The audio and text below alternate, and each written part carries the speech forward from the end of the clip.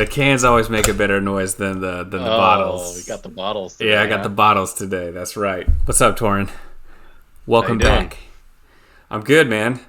It's only been 3 days since we last talked because you got a little vacation on the way, Yep. but we got a lot of big stuff to talk about because the Champions League semifinal concluded today, Yes, sir. and we have a lot to go through. So before we get into it, are there any drinks that we have to do? Because there hasn't been any EPL matches since the last time. I know. We'll just quickly check in. We'll just do drinks based off of what happened since we last met. There was basically one game, but pick'ems wise, you're still in third. I'm in fourth, so I'll take a drink there. And then in fantasy, all I wrote down was that I suck. I'm still in last place, so I'll have another one, and then yeah, we'll skip over prop bets and red cards because haven't been any games. Awesome. All right. So we usually have drinks at the beginning of every show. We drink throughout. Feel free to drink at home. We have some drinking rules, but the only ones that really apply are any mention of an American player, any technical difficulties that we might have because we run this one time, we do not edit, and we screw up constantly. So that's a big I one. charged my AirPods this time. Hey, there you go. All right. Saved us from that one. And then we have a few more rules, but they probably won't come into play on this show. So if you want to play along, grab one, kick back. Here we go. Let's talk Man City, Real Madrid. 1-1 going into leg two. And this was quite the match. I want to know before I say anything, because I know you got home at midway through the first half. So what time did you get to the TV? I basically watched the final 30-ish minutes of the game. So when I came in, it was still 2-0 from the first half. So I saw the final two goals, and really just a continuation of what you said you saw in the first half. I actually came back later and watched the whole first half just so I could get the whole picture of what went on, because what Okay. I saw in the second half was enough to tell me it was one of the best performances we've ever seen from a team. Absolutely. I'm so happy that you went back and watched the first half because I'm sure the second half was still an impressive feat, but how they came out of the gates was just terrifying. Man Yeah. City was clearly the better team, clearly the hungrier team, and Aggressor. oh Yeah. my gosh, they Pressure. so much pressure. Whenever they lost the ball, they were on it. Real Madrid could not hold on to the ball, and it reminded me of the old Pep Barcelona teams. Hmm. When they would lose it, they would just go crazy and just immediately get the ball back and then hold on to possession again. I heard a crazy stat at halftime from one of the guys. They said that in the first 25 minutes, Real Madrid only had 25 passes completed. That's It looked crazy. like it too. That's It crazy. looked like it. And this isn't a bottom of the barrel team. This is Real Madrid. I know. Yeah, it was utter domination. There was a similar stat I saw. So you mentioned that one when I was watching the game. They actually flashed some stats up, and it wasn't. It was literally until about the 30-minute mark where finally Real Madrid had a legitimate like possession and like attack. That was literally the first moment in the game when they actually like got control and probably strung more than three passes together at any time. And up until that point, it was 265 passes to 45. They had just well over, I think, 75% of the possession of like up until that point. It was just complete domination. So much pressure, like you said, right? The second they lose the ball, getting it back. It was so awesome to see, because I feel like so often you see really good players on good teams not put in all the effort on the defensive side, right? They might shadow the guy, right, and jog after him, but they were going after it constantly. They were playing as hard as they could play. All of them were playing as hard as they could play. When they subbed off De Bruyne in the second half, he looked so exhausted. He tried as hard as he ever tried in his life to win that game, and just it all came together, and it was amazing to watch. Absolutely. De Bruyne was gassed by like minute 70, I think. Yeah. And I'm surprised he left him in that long because Hmm. the game was, or the tie was pretty much sealed at that point. But the announcer said something interesting that I actually disagreed with. It was like 15 minutes in, somewhere around there, where they were like, they were completely dominating, but they hadn't scored yet. It was still 0-0. Yeah. And the announcer was like, this is like just like it was in Spain, back in Madrid, and then Real Madrid scored, Hmm. and yes, that is what happened in Spain, but I feel like it was different this time. It felt different because the first leg they were holding on to possession, but they weren't really creating good chances. Hmm. And when Real Madrid would get it, they were creating chances and they were really dangerous. What was different this time is that Man City were getting good chances. Yeah. Courtois made some incredible saves One of the just to keep them in. craziest saves. Yeah, One of the that fingertip save was just like, I think the announcer said he's like, there's literally nobody else in the world that could save that yeah, that one, besides the guy. It was insane. that header from Yes. Holland that he tipped, yeah, that was insane. Going Yeah. across his body, yeah, that was incredible. So, but that was the difference because they were creating really good scoring chances. They should have scored at least one. Hmm. And on the flip side, Yeah. when Real Madrid got it, they were doing nothing with it, and Yeah. so it was a little different, and it just felt different from the start. It felt like there was one, like exactly what you're saying, right? Like, and I guess I didn't watch the game last time. I just watched the highlights, but as like the announcers were saying, right, it kind of started the same way and could have gone the same way as the last game. And there was this one moment where they played like a through ball down the side to Vinicius, and like it felt like that could be the moment. Finally, they broke the pressure. He's going to get a free run on goal. All it takes is, we talked about before, all it takes is just one opportunity for these guys. And in that moment, Kyle Walker sprinted him down. So, like, Vinicius is so fast, and Kyle Walker just outran him and got in front of him and just took the ball away. And it was like, that was the moment where I was like, they're screwed. Like, that was their only out, was like a counterattack with that type of guy. And if he can't even get free, they're getting nothing in this game. It was the epitome of what was going on in that game the second that happened. And it was just Ancelotti just had the blankest face on the sideline, just like, I don't know what to do, What man. do I do? I know. So much better than us. I'm glad you mentioned Kyle Walker because he he really blew me away in the World Cup when he went up against Mbappe, Hmm. and that was the best I've Yeah. seen somebody defend Yeah. Mbappe. And Vinicius is another guy with incredible speed, and he was able to stay with him and beat him a lot of the times, Yeah. and it was really impressive. I don't think he gets enough credit for being a good defender, and I Yeah. used to. I didn't dog him, but I didn't think he was that good in the past. But he's been playing really well this year. I think part of it is he's one of those guys who doesn't look fast. Like obviously he has the speed to stay with these guys, but I don't know. You just watching him play, or like, oh, he's decent. But then you see him in moments like that, and you're like, wow, not many people can do that Yeah, in the whole world. yeah, he played incredible. I also want to shout out Bernardo Silva because I was talking to you last time. We were like, man, I kind of want more attacking minded players because they were having trouble Hmm. breaking Real Madrid down, and I was like Mahrez and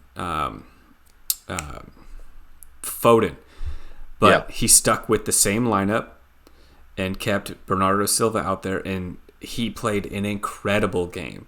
So that's why Pep is a better coach than me. But yeah. Him and Grealish both were just like creating nonstop. It was crazy. yeah, I always feel like Grealish is like a fake creator, where like he just kind of he's kind of like James Harden a little bit, where he's just like he's on the ball, on the ball, on the ball, doesn't really pass it, but he is good at getting fouls. And I don't know. Did he take You a don't like shot? his you don't like his Did he style. You don't did like he his style. did he take one shot? He took a couple. Yeah, he airballed one over the goal. But he had like 2 or 3 crosses in, like one Haaland should have scored was his cross, I think. He did. I So do remember that one. Yeah. yeah, he had he was providing for once chances rather than just doing what he does normally, which is dribble around, right? I know he causes problems, and he did play well, but I just, I feel like the announcer was just sucking him off the entire time, and I was just like, come on, dude, he's like the 7th best guy on this team right now. All the plaudits, especially considering, so he was in a situation, earlier in the year where it looked like he wasn't going to be on the team anymore. Like he was kind of the odd man out on the way out, and to play through all that pressure and all the doubt that comes with that to deliver on what is basically the biggest stage you can is awesome and amazing and well deserved. So he definitely deserves all the plaudits. Definitely secured a starting spot now with the way he played. I just in general watching them play, the like fluid formation that they play with like John Stones, it just looks so good today. Like they just know how to like slot back into these like gaps in the defense when they need to. Like he'll drop back to make it a back 4 when he needs to, but then he pushes up right away to be right next to Rodri. And it created so many problems for Real Madrid. They couldn't cover all the players in the midfield. He was making smart decisions. So I wanted to shout out Stones as well. But that sort of combo, whatever position you want to call it, stopper, I don't know. It's not really a back at all. Really just a defensive midfielder. They're almost playing really 2 defensive midfielders. Like Rodri and Stones are kind of interchangeable, and then just are always there. And then Gundogan and De Bruyne are always floating right above them. And yeah, like you said, they owned the midfield today. Absolutely owned it. It was. I was gonna say, if you kind of switch to like kind of the fallout of this, for Real Madrid, this is probably the end of their current midfield as we know it. Yeah. Modric, that might be his last game. Who knows? Yeah. Cruz. Yeah. I was going to say, specifically, I was going to be a segue I was going to bring us into, because that first goal they gave up, it was Cruz and Modric. Neither of them covered Silva's run. They both just kind of stood there and went after the ball, and I was like, this is it. Yeah. Like, De Bruyne makes you pay. Happen in real time. Yeah, De Bruyne is going to make you pay if you're not on it. And he perfect through ball and a great finish. Great finish by Silva. Yeah, great finish. So I mean, Cruz, like I was specifically going to say Cruz, like I was probably could be the swan song. Had one last absolute blast cannon shot off the crossbar. Oh man, that was their best chance. So sweet. I don't know if you saw the slow-mo of it, but that was just as perfect as it gets. Just zero spin on the ball. Oh, it was so nice to watch. You know that felt good coming off the foot. He was just, oh man, that's what he does. That's what he can do.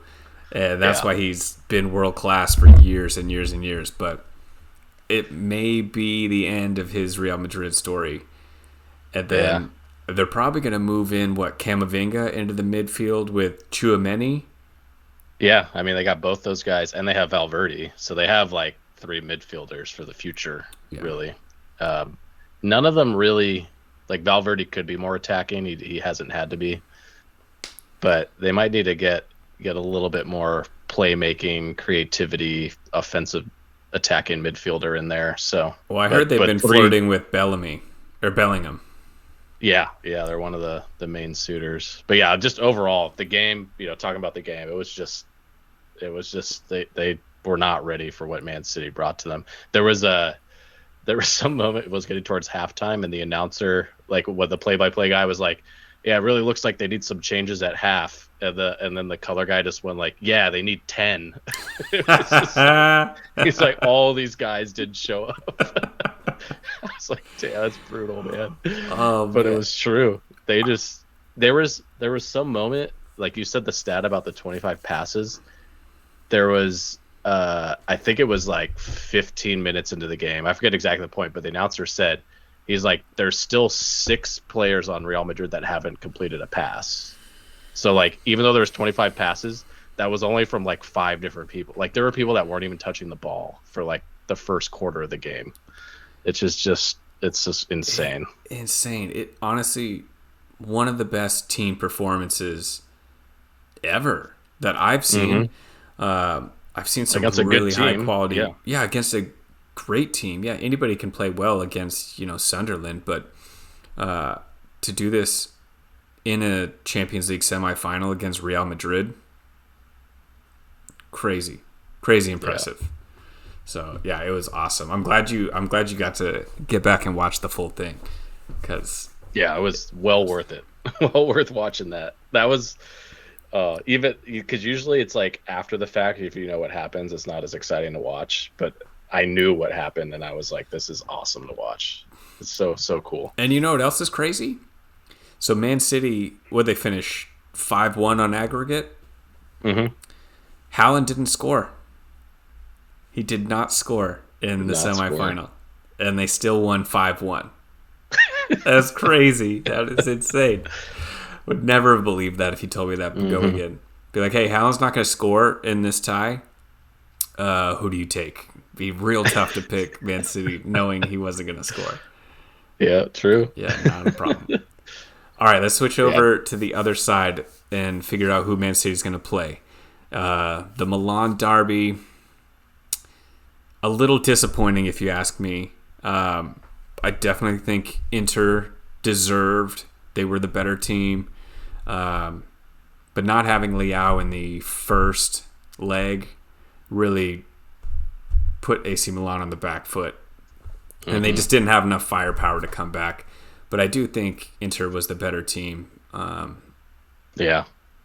And I certainly think Yeah. they're more equipped to battle with Man City than AC Milan is.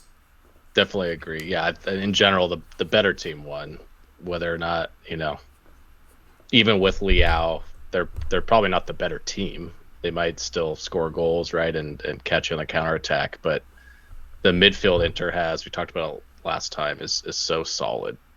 That they play so well together, sort of interchangeable, interlinking play. They have proven strikers that can cause threats.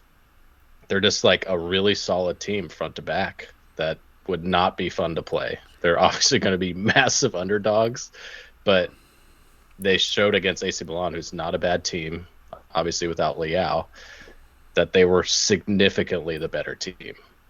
Like Milan had a few chances, but not nearly the number of chances that you would expect from a team that was pushing to try to score, right? They were going out on a limb to try and create chances, and they barely created any. So it was a dominant performance. Edin Dzeko going against his old team. He was Mm, yeah. I like it. Dude, those Edin Dzeko, Sergio Aguero years at Man City. Oh God, so good. Balotelli So off the good. bench. They kind of have their kind of like their own version of that with Yeah, Lautaro, another Argentinian striker next to him. yeah. I was gonna say Lautaro he's looking like at his best again. Like he was so good for a while.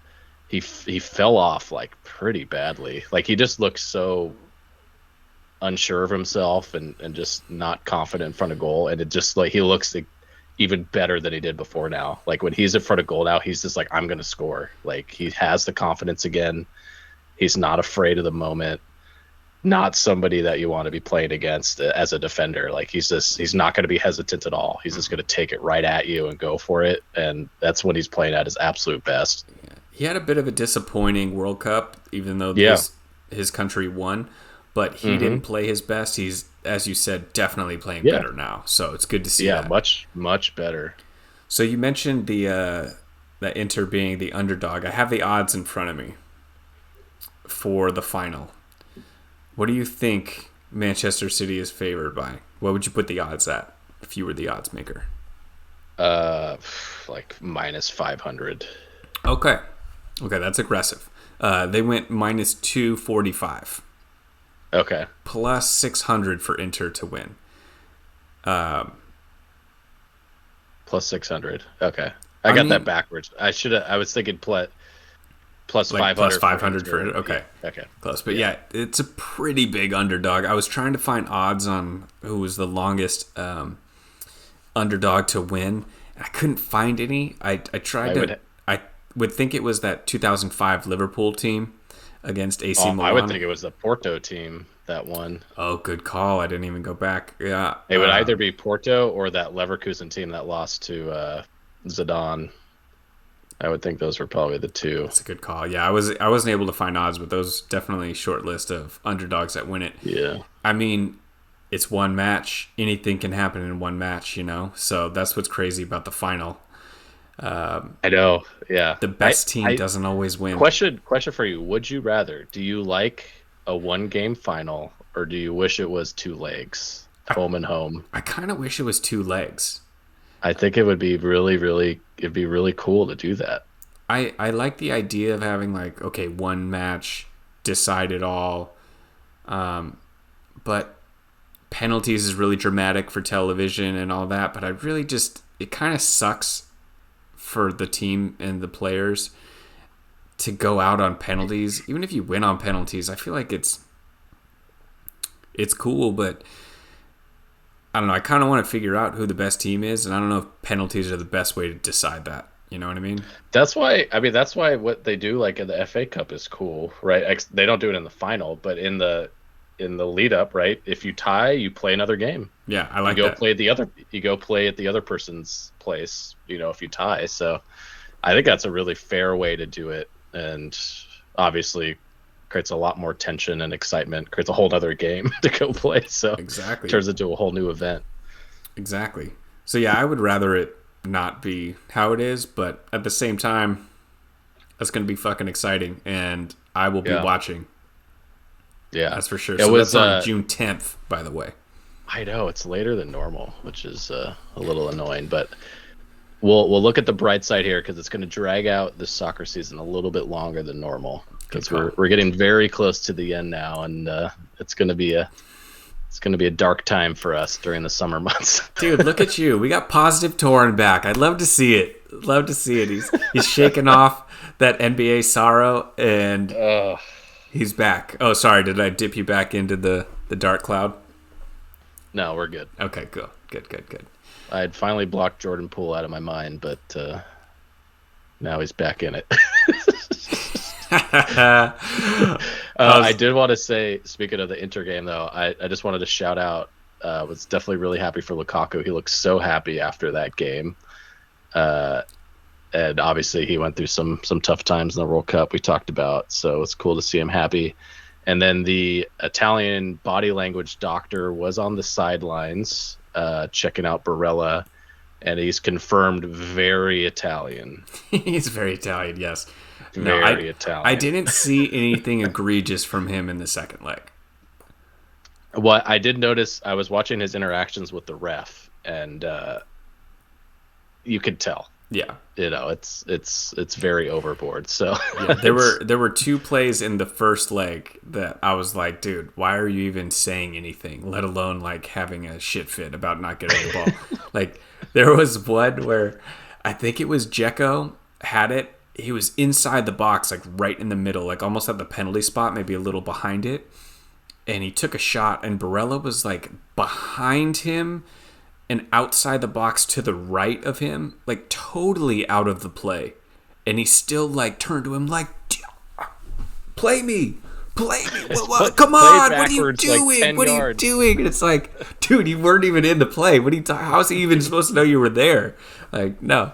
Yeah, so love it. Yeah, I didn't. Okay, so looking at the final, we talked just a little bit about it, and we'll probably talk more before the game. But if you look at the teams in the lineups they rolled out for the semifinal, for the last semifinal match, are there any changes you would make with either of the lineups that you saw going into that final? Any players just off the top of your head you're didn't really like how it worked? I want to change the formation, whatever it is. Is there anybody that stuck out to you?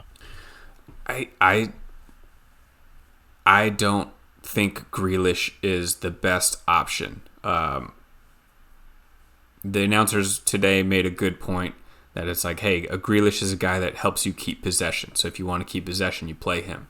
If you want to be a little more dynamic, you play Foden. Put him in when you're up. Yeah. Right. So I get that. But I would rather see. I'm okay with Silva, but I would rather see Foden out there. I just think Foden just gives you a little a little bit more. Hmm. Not that they need it; they're fine. Grealish is fine too. He's not a bad player, like it's I'm splitting hairs here. It's just my personal Yeah. preference. I like Foden's style a little more. Okay. So that's the only thing, though. Everything else, they're stacked everywhere. And then on the other side, as far as Inter goes, I don't think they have the same amount of strings that they can pull. They're pretty much stuck with what they have. I don't think you would do anything like put Lukaku in to start him or anything like that. Like, you're going to go with what got you there, and that team's playing well. Exactly. That midfield's playing well. Mkhitaryan got kind of nicked up. I don't know if that was a serious injury. I didn't follow up on that, but he's got a month to recover, so he should be fine. So Yeah. I think they're No, I probably was going going to to roll say out the same lineups. this was definitely one when I was looking at it, I was like, I don't expect any changes because like you want Grealish, you would prefer Grealish not to be out there, but I feel like he's just not going to be able to not play him going into that game, like based off of how he played today, right? So that you're right, you're right though. That's probably the only spot in either team that's maybe up for debate because I don't see how you could change any other player. Defensively, both teams seem so solid. Well, Ake didn't Mid, start. Akanji did, and Kyle Walker. oh, I think Akanji's better. But I've liked how Ake has played. That's the thing. It's like Ake's super good, but Man I City think has Akanji's so many good players. So like you could make changes for Man City and they'd still be better. Like you could probably put yeah, in 4 subs into the yeah, starting lineup and and they'll they're still be favored. Yeah, still be favored. You know what I mean? So yeah, I spot mean, on. Yeah, yeah. yeah, it's gonna be tough for Inter, but it'll still be fun to watch. Yeah, maybe when we get closer, we'll try to pick a score, but I think it would be crazy not to go with Man City as the winner on this one. But hey, you 100. never know. You never know. Yeah. One match. Okay, let's segue into some news, transfers as well. So the first big bullet point is Ivan Toney suspended. 8 months is the number. I didn't see a fine. I don't know if he's getting fined also, but some sort of gambling infractions. They said it was like 260 plus, something like that. I was like, how many rules? Oh, How that's many? not like one. Okay. How many rules he violated? Yeah, it was like what was the terminology they use? Uh, 232 breaches. Holy yeah, shit. breaches and betting rules. I think if stuff like this happens, we need to know exactly what was bet. We need to know what he was betting on, how much he was betting, and what was going on. You know what I mean? I will say this has been in the works for a while, this investigation, and the timing of this is actually probably as beneficial as it could be for Tony, to where there's only 2 matches left in the season. And then, so he's going to miss the beginning of next year and basically like half of next year. But then he's going to be back for the second half. Yeah. Yeah, no, it says these infractions were from all the way back from 2017 through 2021. So that's like a solid 4-year span of betting that he did. So, yeah. And then later on it notes that they're still awaiting the publication of the written reasons. So hopefully we do actually see eventually what it was specifically. But yeah, it sucks, man. Like I would hate for it to be like, like he like whatever played like fantasy soccer and got fined, or something. Like, Yeah. I wonder what it's going to be. It just sucks. This is probably great news for Brentford because Tony just had his best season he's ever had. He's what is he, like 26, 27? He's in his prime. I think he would be a huge target for a larger club or a bigger club in another league to try to acquire a really talented striker in his prime. And now he's got this 8-month ban. Hopefully it doesn't set him back. You know what I mean? He's going to get out of match fitness probably, and who knows? But it's just a bummer because he's been playing so well. Yeah. So, Sorry, I was reading down further in the article. So it was talking about a few other sort of betting scandals in the past, and you had mentioned the Kieran Trippier one earlier when we were talking. Yeah, that's a And classic. then but then also, so Joey Barton, who was on, he was at least on my least favorite. I don't know if he was on yours, but He's on everyone's least favorite. He's just a given. Nobody likes Joey Barton. I did not realize the extent of this. He was spanned 18 months for placing 1,260 bets over a 10-year period. Holy shit. At that That's a point, you have lot. a problem. Like, that's a Yeah, problem, dude. Oh my God. it's 6 times as many as Tony just got in trouble for. Is he broke yet? Oh my It's God. wild. That's insane. I mean, Oh man. on this show, we love betting and losing money on soccer all the time, but wow. That's insane. A That's a thousand? lot. That's a lot, dude. And you're playing? Like, you just can't do that as a player. Just can't. Yeah. Bet No, on bet seriously. on another sport. You just can't do it. Team. Okay, so Ivan Toney, R.I.P. I'm gonna pour one out for you, and then why don't you break the news for Man United fans? Yeah, so there's some, obviously, as we get towards the end of the season, a lot of transfer rumors flying around, a lot of underground dealings going on that probably aren't technically legal, but they happen anyway because that's how soccer is. So the latest news for Man U, which it seems to be most of the rumors swirling around right now. So Kim Min-jae from Napoli, who just won Serie A, is supposedly 100% on board for a $60 million move to Man United in the offseason. Supposedly, he's already even agreed. I don't know how this can work. Well, the season's still not even over, but that's Yeah. supposedly what's already happened. And I wouldn't doubt that it hasn't already happened. So why wouldn't he be on board for a $60 million? It- Like, well, he doesn't get the 60 oh, million. that's just the transfer. Okay, it's not the Yeah, contract. Okay, gotcha. Sorry. no, that's what Napoli gets. Yeah, Gotcha. I heard but you I'm wrong. sure he'll get paid. He'll get paid. He'll be Obviously, on just the back fine. for Yeah. that. Be like, So yeah, so the move itself, though, what do you think about that move for Man U? it just makes that Harry Maguire contract look even worse. Um, yeah, I think I feel like their defense has stabilized. They've been playing that guy. I always forget his name with the L. Starts with an L, but Lindelof. Lindelof and the other dude as well. And then Martinez has played really well. So I guess he's going to be not a Martinez placement, but like maybe get rid of Lindelof and he's going to move in there. Well, that's what I'm wondering because they have Varane Yeah. and Martinez, and now they have Kim. So it's like that's three guys that probably think they should be starting now. Like Lindelof is solid, but he's not. He shouldn't be the starter right now. It's only because Martinez got hurt. Well, shoot, they're playing Shaw back there too. Yeah. But yeah, so there'll definitely be a place for him. What's going to happen to Harry Maguire? That's what I want to know. I think he's out, man. I don't know. I don't know how the contract side of it all works, but like who's going to want to pay his wages? But there isn't a spot for him there anymore. Sucks. No, there's not. Oh, man. So other Man U news.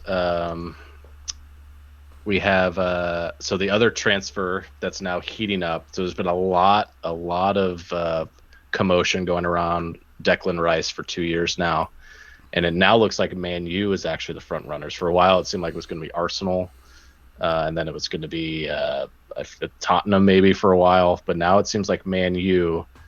And in order to do it, they would be shipping probably McTominay back over, but they're talking about paying potentially like £100 million. Insane That's for a insane. defensive midfielder. For West Yeah. Ham, you do that deal. Oh my god. Oh, 100%. Yeah, Oh if my they're God. going to pay something, even if they're going to pay whatever 70, 80 million, like you do that immediately. Declan So Rice, great player, but like, why does Man U do this to themselves? I don't know. Why? You can get, I don't know. Like, it's just a crazy. That's a Chelsea level price right there. Mm-hmm. I don't know. Yeah. So but lots of we're going to be getting into it, especially once we Yeah. get through the end of the Premier League season. Dude, I There's know. going And to every be time there's all these, constant rumor mill. dude, in every rumor mill, it's like they're trying to break up our 3M on Brighton. Everyone's trying to get Oh man, yeah. McAllister, Hmm. Matoma.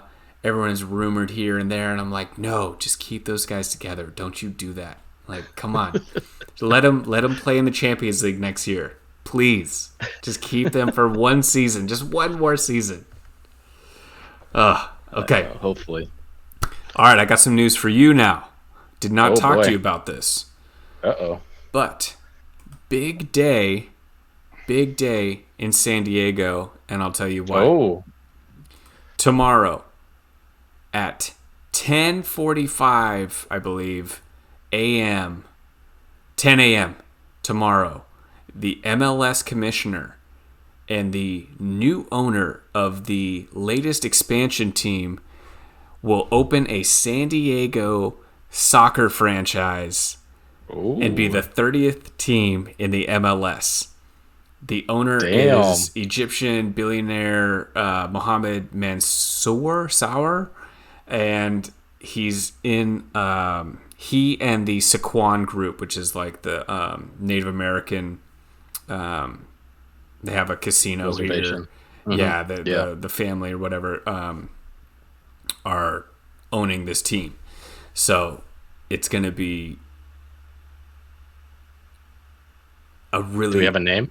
no. I think they're going to do it tomorrow. We were They're talking gonna about it with my buddies because it's the okay. Sequan group. We're like, man, I hope they go with like the Native American name. I forget the name, but it's like they probably won't do it. Like the San Diego State or the Aztecs, it's not the same. Yeah. They'll probably go Yeah. with something like that. But I just don't want them to do like the wave or the beach or like something really lame like that.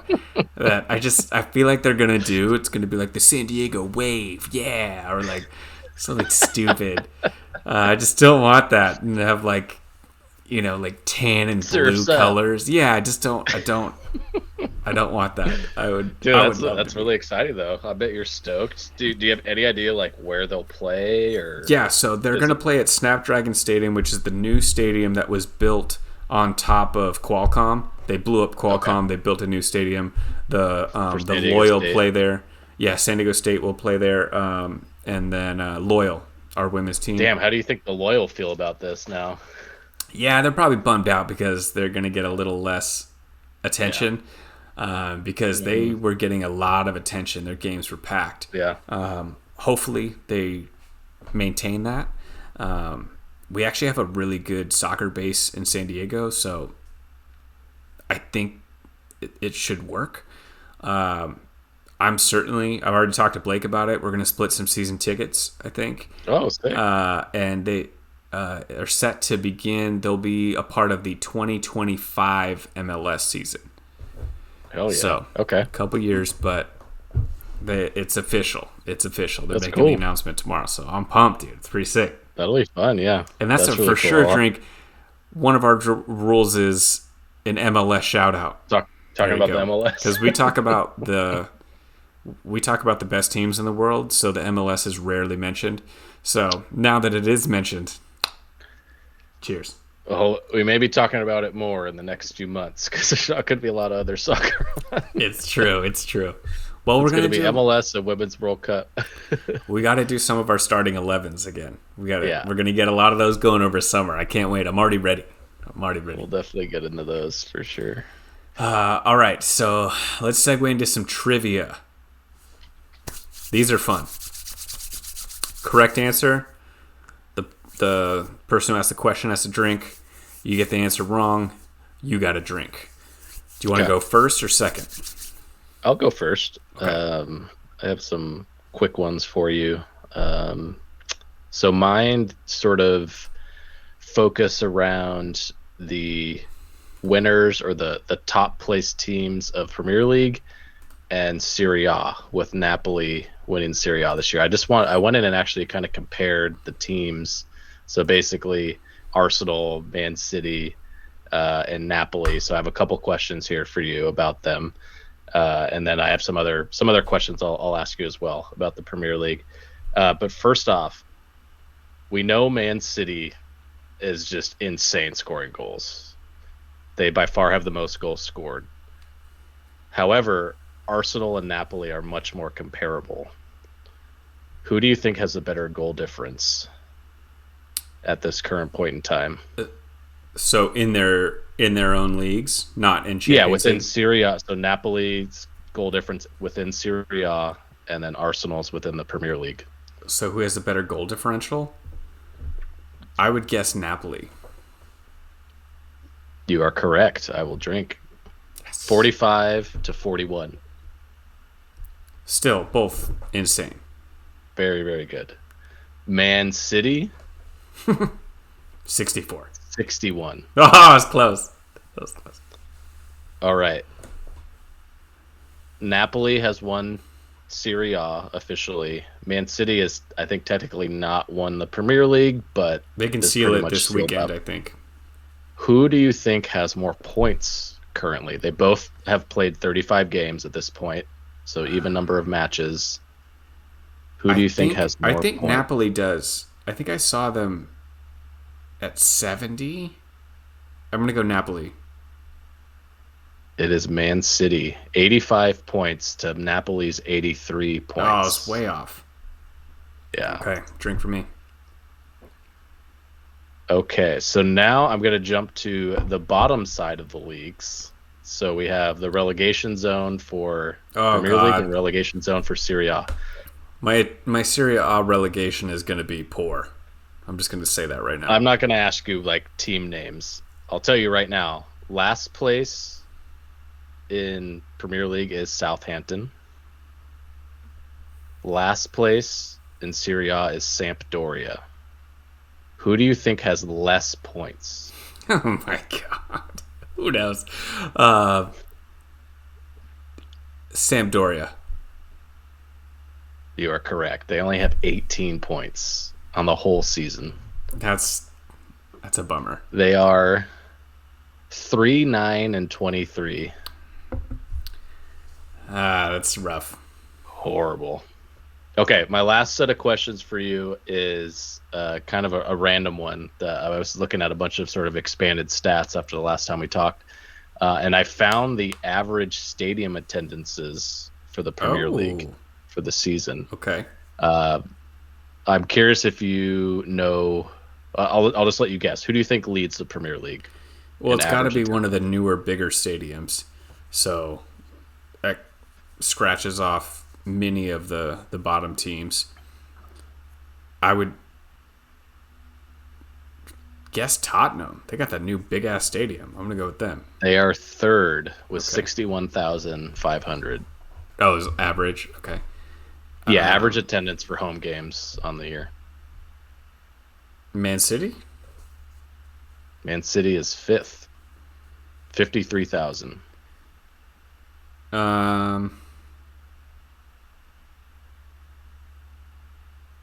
Arsenal.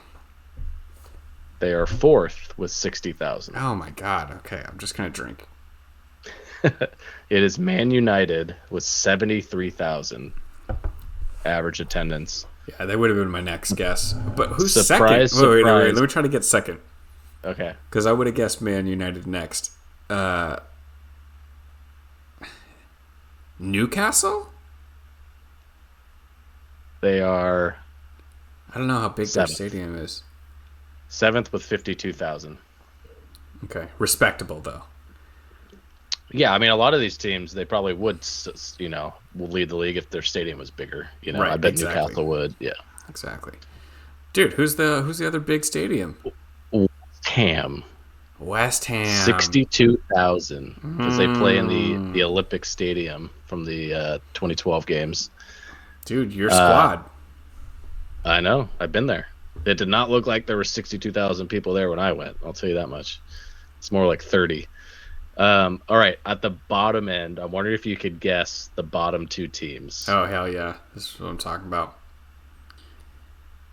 I'll give you a hint. No. Smallest average. No, I'll tell you the number. Okay, it's okay. 10,369. See, these are the stadiums I like. These are the stadiums I love. When we went, my brother and I went to Loftus Road and watched Queens Park Rangers play Tottenham, and man, that stadium couldn't have fit more than 12,000 people in it, and it was awesome, fucking So cool. awesome.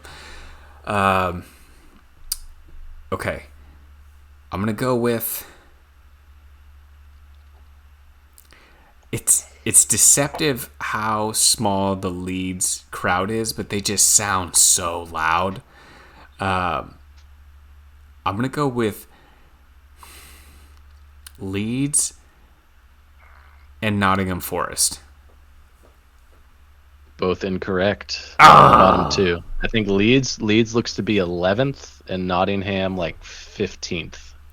Okay. With 31 with 37 and 30 and 29,000 respectively. The last two teams worst in the league is Bournemouth. Their stadium can only fit 10,000 people. I should have gotten that one. Yeah. And then second to last, a team that's not in the bottom half, Brentford, 17,000. Okay. Their stadium can only fit 17,000. I would never have guessed that, but I Exactly. should have gotten to Bournemouth. I didn't think about them. All right. And then one last question for you. Premier League stat question again, team stat. So if you look at every team in the Premier League, 20 teams, every team will have a top scorer on that team, right? They may not be the top scorer in the league, but they're the top scorer for that team. Mm-hmm. The teams with the lowest top scorer as their team leader, there's two teams tied with their top scorer only having 6 goals. I'm wondering if you can name either of these two teams. Chelsea, Kai Havertz. He has 7. 7. He is Fuck, their he leader, is 7. but he's not. Fuck. He's not the lowest. Damn 6 it. is the lowest. Damn it. Okay. I'm gonna go. It's got to be one of the bottoms. It's got to be like Southampton. It's not. They have James Ward-Prowse with 8.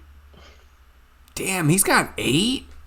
I knew he was having a good year. I didn't know he had 8. Okay.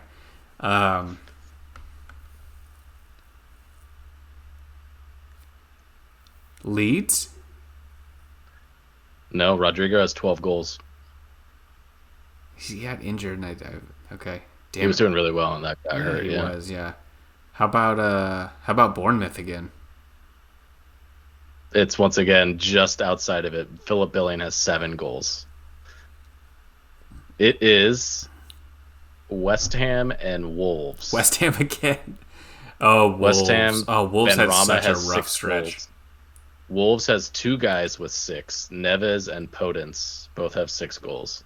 Yeah, the spitter.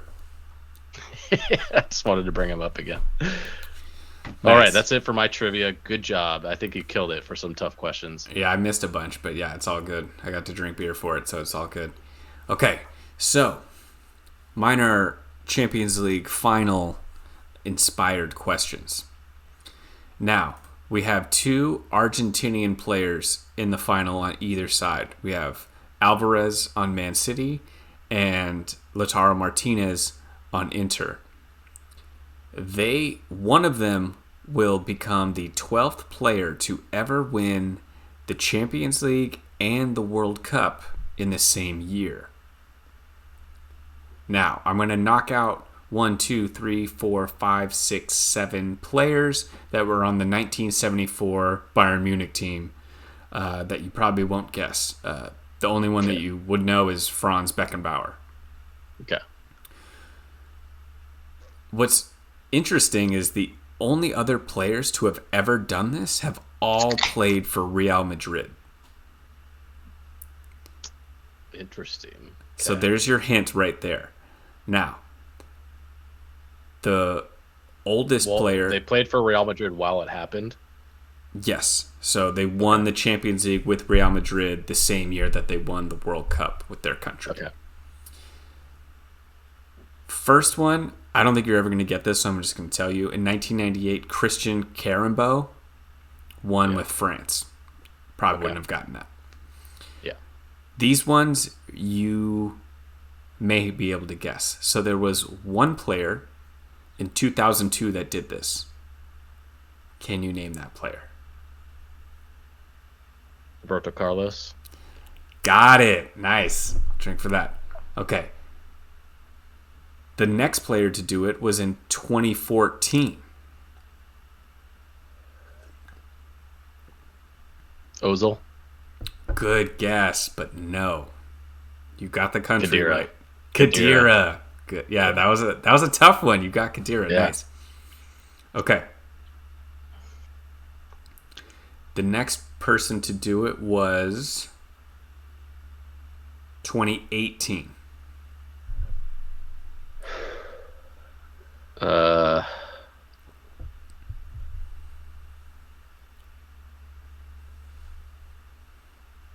Damn. Who was on Real Madrid? Oh, Modric. Oh no, he was second. God damn it.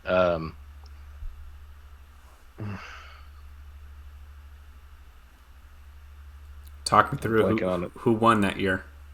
It's France. France. Benzema wasn't playing then though. Correct. Obviously Camavinga and Too young. Tchouaméni weren't there yet. Yeah. You're right to think that he's not on Real Madrid now. Okay. Damn. Shit. Oh, why am I so bad at this? I need to know this one. Was he actually like a starter, or was he like Yes, a he bench was. guy? He was an integral part of the team. God damn it. Pavard was on Bayern. Oh, Varane. You Idiot. got it. Dumbass. Varane got it. Well done. Forgot about him. You nailed it, dude. You nailed those. Well done. Was there one more? Or was that it? That was it. Oh, okay. So, All right, cool. so there's going to be Damn, one more. that's it though. There's That's going to pretty be crazy that that's such a small list. cool stat, right? Yeah, and then one more this year, guaranteed one more. But not from Real Madrid this time. Yes, it's actually going to be a new team. Exactly. Okay, so this last match in the semifinal, Carlo Ancelotti passed Sir Alex Ferguson for the most Champions League matches ever coached at 191. Who do you think is second or Third all time. A hint, he's not actively coaching, but you know who he is. Oh. Not actively coaching. That I know of. I don't think he's coaching anywhere else. Looking it up as you think.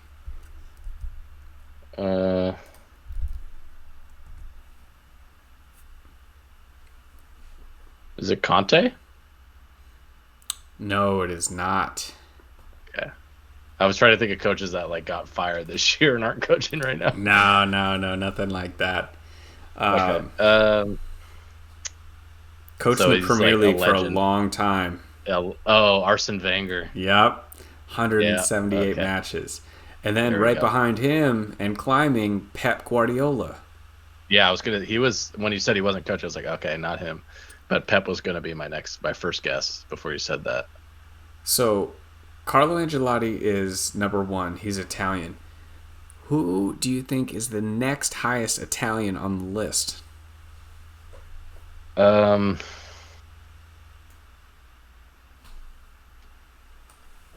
Either Capello or Mancini. No.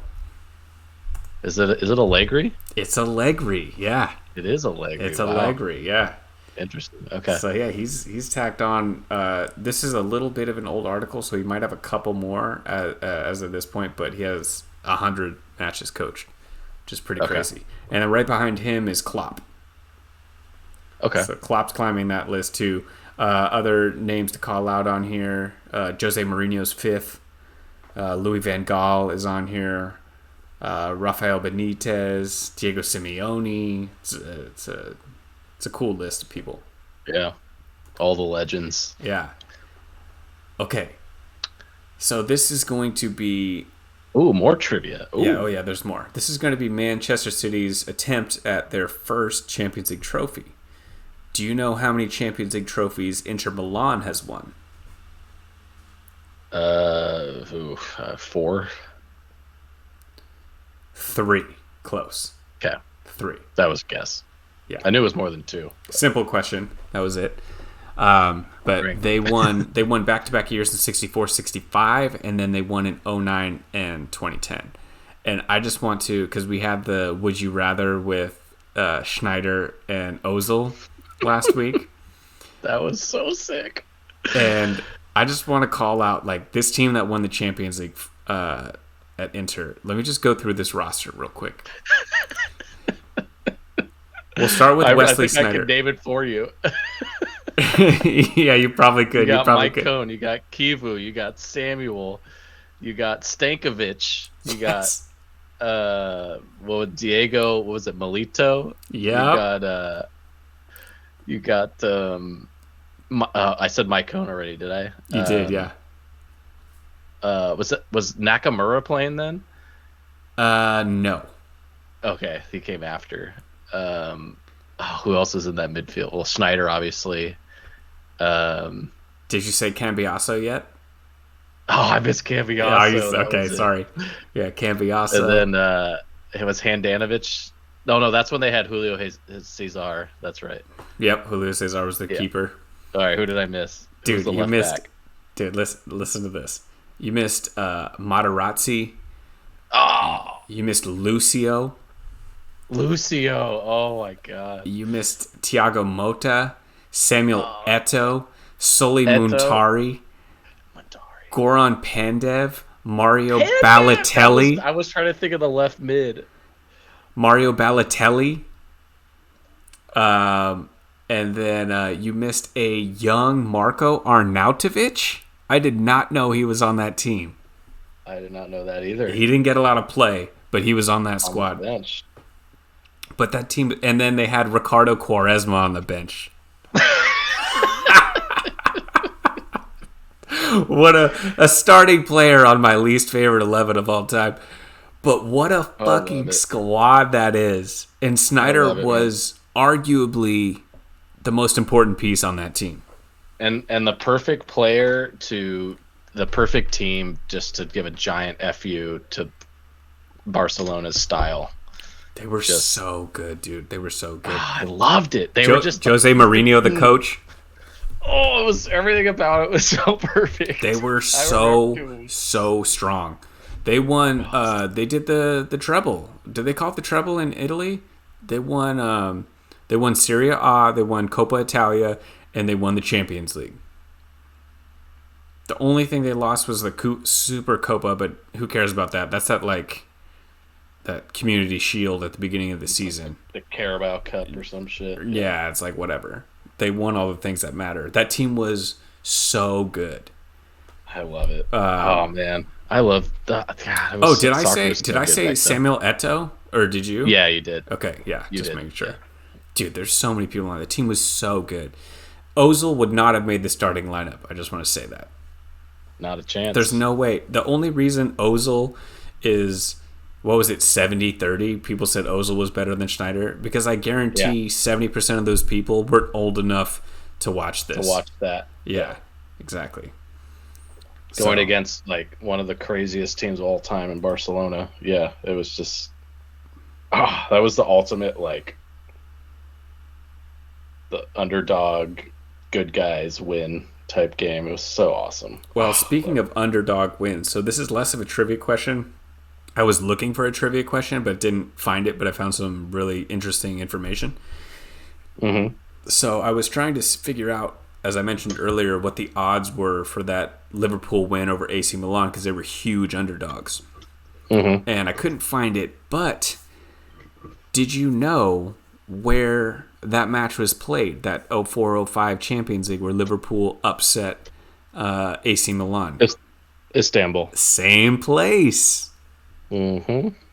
I don't know. Is it written in the stars? It might be. It might be. We need Neville on here to give us some astrology lessons. It's written in the stars. But yeah, that I when I was looking up that Champions League, dude, that AC Milan team from 0405, wow, They should have won that so bad. They're so good. unbelievable. I actually lost it, but the starting lineup was unmatched. Like it might have been better than that Inter team, to be honest with you. I think it was. It was Seedorf, so Pirlo, Kaká. The back four was insane. They had Gattuso in the midfield with Pirlo. Like, I think Shevchenko was up top. It's a scary yeah, they're team. 2005 starting 11 with Ancelotti as the coach. Angelotti, of course. They had Dida at goal, Cafu, Stom, Nesta, and Maldini. Yeah. Nesta and Maldini together. Maldini was Two of there the for best like ever. 43 years. Pirlo, Gattuso, Seedorf, and Kaká in the midfield. Yeah, not bad. Not bad. And then Shevchenko and Crespo up top. Dude. Yeah, dude, Crespo was good too. Forgot about him. That's the one guy I forgot. Dude, what a team. Yeah. That's got to be up there. One of the best starting 11s And ever. then you look at the Liverpool squad and it was like not even near that. But they went down 3-0 and they came back, dude. The power of Stevie G. in a 10-minute span. Stevie G was such a boss, dude. He's one of my favorites. So awesome. That was insane. So good. But yeah. All right, that's all the trivia I got for you. I know you have some would you rather, so yeah, kind of like some trivia. Yeah, so why don't we get into it? So last week I hit you with the Ozil, Schneider, who would you take in their prime? So I found this place that has a few more of these questions that kind of post out for quizzes. So a few different ones I want to hit you with. Some of these are more than just one or the other. They're kind of one of four. So the most recent one this site did was, which football boots do you think are the most iconic? So I'm really curious to get your take because the one I chose was last place in this vote. Really? Well, I think here's the thing is as an American, Nike is kind of where you lean. It's an American company. But outside of the U.S., it's Adidas all the way. So I would guess that it's got to be an Adidas boot. Okay, well, I'll give you the four options and then hit me with your choice. Okay. Number one, the Nike Total 90s. Total 93 from 2000. Those are classics, dude. Number two, the original Adidas Predator 2002 Mania. Zidane wore them. Everyone wanted to wear them. I wore them. Zidane wore them because I wore them. No big deal. That's right. Yeah, he came and watched your AYSO game and was impressed. So, number three, the original Adidas Copa Mundial from the 70s, famously worn by Maradona. And last but not least, the Nike Mercurial from 1998, famously worn by the OG Ronaldo. I didn't like those. I those are iconic, but I didn't like them. See, I'm going to go with those Adidas, the Adidas ones from the 70s. According to this pool, the Mercurials are number one at 47%. I mean, exactly. They are iconic, but I just didn't like them. Hard disagree. Yeah. Number two was the Predators at 23%. Yeah, those were sick. And then three was the Mundials, and then four was my choice, the Total 90s. The Total 90s, dude. A lot of people had the Total 90s were sick. Those were were so sick. I miss those. Those were my favorite cleats ever. Okay, next best of four options for you. Whose long range passing was the best? Kevin De Bruyne. From four different legends. Paul Scholes, Andrea Pirlo, Xabi Alonso, or Xavi. Oh. Okay. It's not Xavi. He was a great passer, not a great long passer. You It's the I pool agrees with you. okay. He's in last It's place. also not Paul Scholes. It is Okay. between Pirlo and Xavi Alonso. When you said Pirlo, I was like, oh, you can stop talking. It's got to be Pirlo. But Xavi Alonso was really good at those long passes. So Yeah. Yes. I think it's close, but Pirlo is the winner. Pirlo is my choice as well, and he wins with a commanding 56% to Xabi Alonso's 16% in second. Yeah, okay. So dude, I agree with that 100%. All right, I'm with it. All right. So we have the Ozil Snyder one. All right, this is what I loved. Who was the biggest Premier League one season wonder? Oh man, what are the nominees? So two of the guys I feel like you're probably not going to know. So really it's going to come down for you to two guys. But the first guy is Andy Johnson.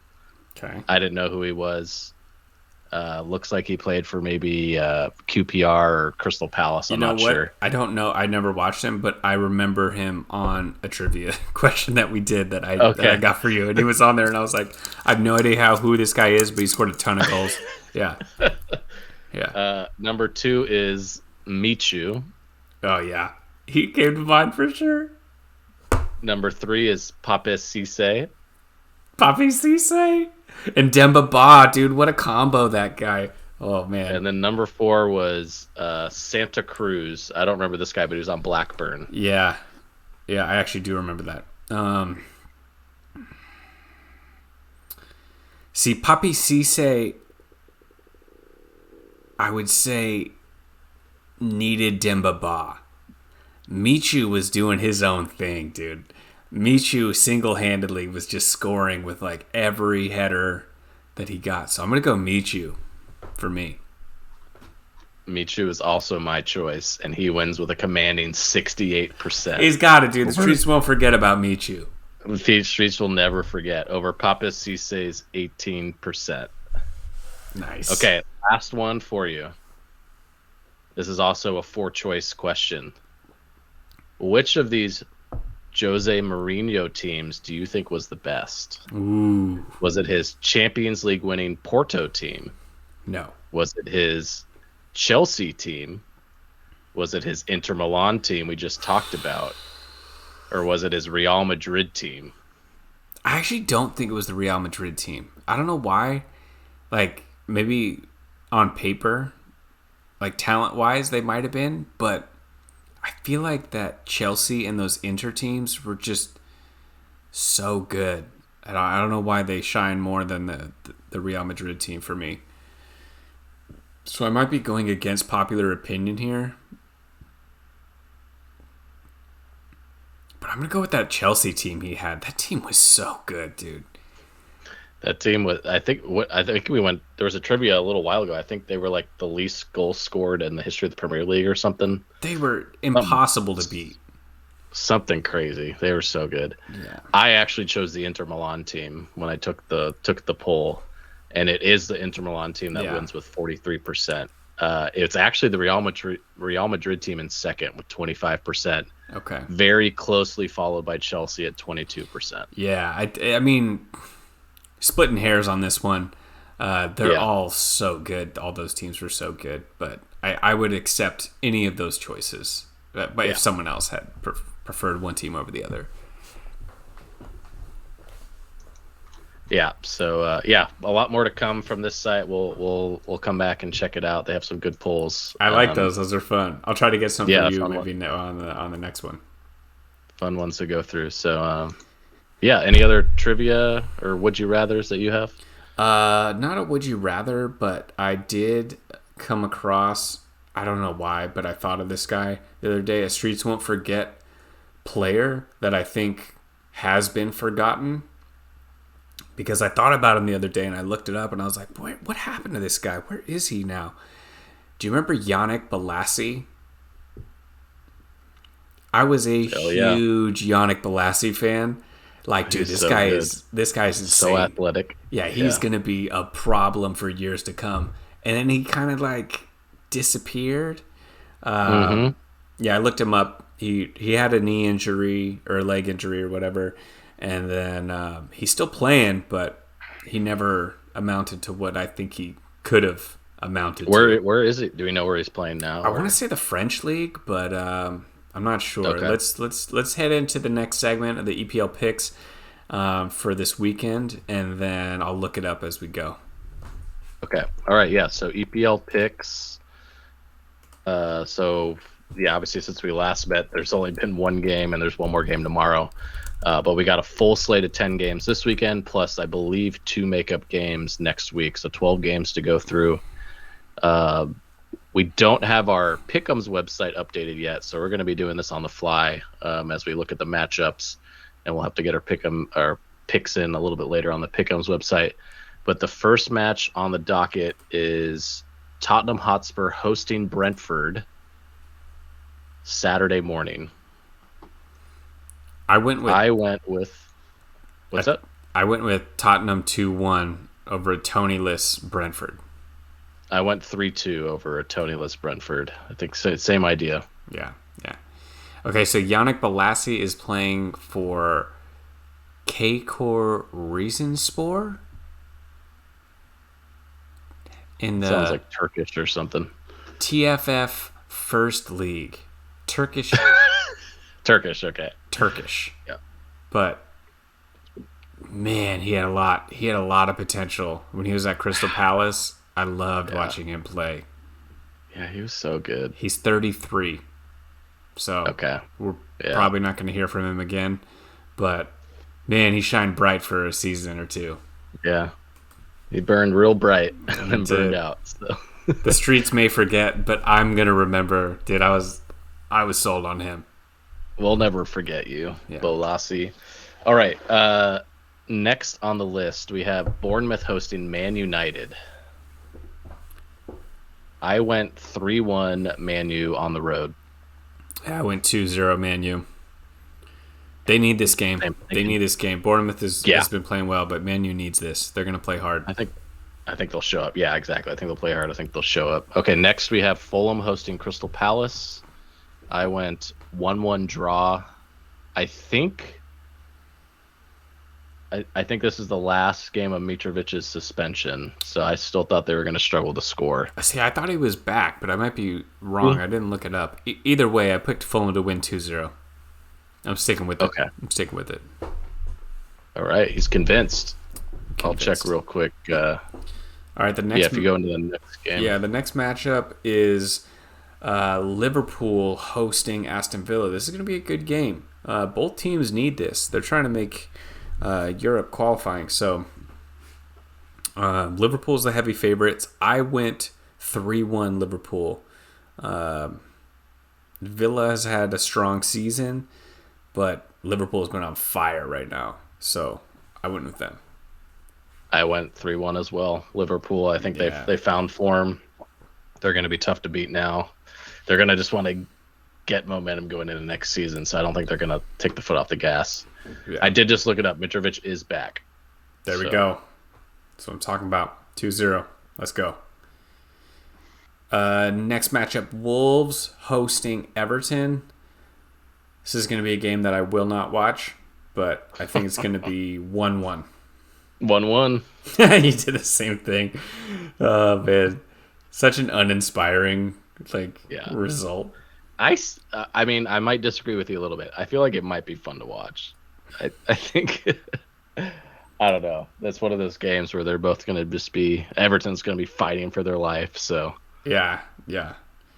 We'll see. We'll see if Wolves shows up. This one's interesting.